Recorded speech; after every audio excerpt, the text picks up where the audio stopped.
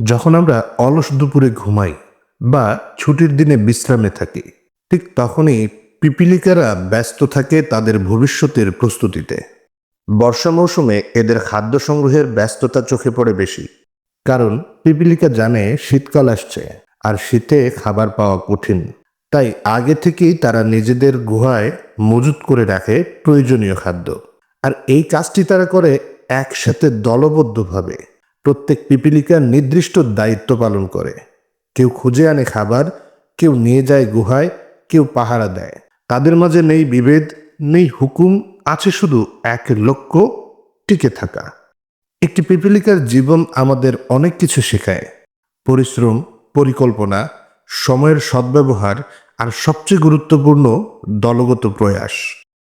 আমরা যাদের গুরুত্ব দেই না, সেই ক্ষুদ্র পিপিলিকাই প্রমাণ করে বুদ্ধিমত্তা, শৃঙ্খলা আর একতা থাকলে জীবনের যে কোনো চ্যালেঞ্জ মোকাবেলা করা যায়।